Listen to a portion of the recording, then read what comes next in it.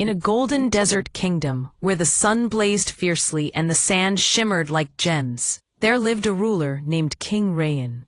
His reputation spanned across vast lands, celebrated not for his might in battle, but for the unparalleled wisdom that flowed from his heart. The people revered him, not just as their king, but as a beacon of hope and justice. One fateful night, a shadow slipped through the grand corridors of the palace, a thief. He breached the royal treasury, stealing gold that sparkled like stars against the night sky, and vanished without a trace. Panic ensued among the guards, whose faces twisted in fear, and whispers of betrayal spread like wildfire among the ministers. Yet, in the midst of this chaos, King Rayan remained a pillar of calm. With a voice that resonated with authority and serenity, he ordered, "Bring everyone who entered the palace in the last 7 days to the Great Hall tomorrow." The air was thick with tension, a palpable mix of anxiety and curiosity, as the sun crested the horizon, illuminating the grand hall where the king awaited.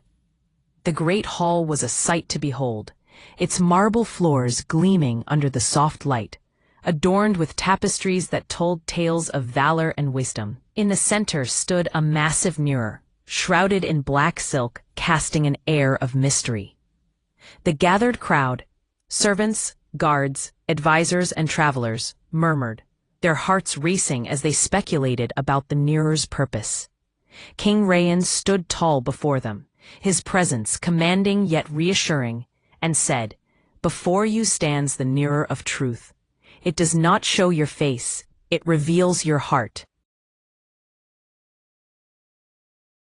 Whoever stole from this kingdom will see their guilt reflected here." The hall fell silent, the weight of his words hanging in the air like a thick fog.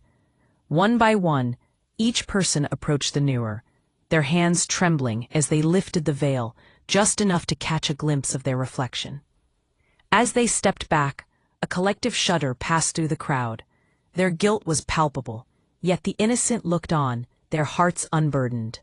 With every glance, fear danced in the eyes of those with secrets, and when the final person stepped away, King Rayan smiled softly at his chief guard, saying, "Arrest the man with the cleanest hands."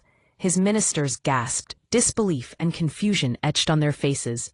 "How can you know, my king?" one exclaimed, desperation in his voice. King Rayan, with a gentle smile, replied, "That mirror was nothing but plain glass.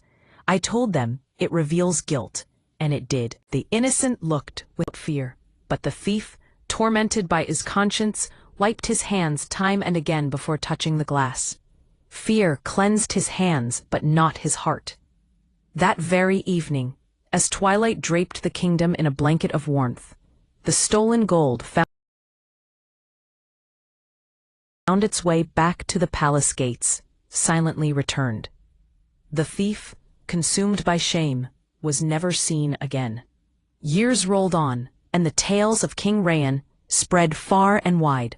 A ruler who governed not with swords or soldiers, but with mirrors reflecting the truth within every heart.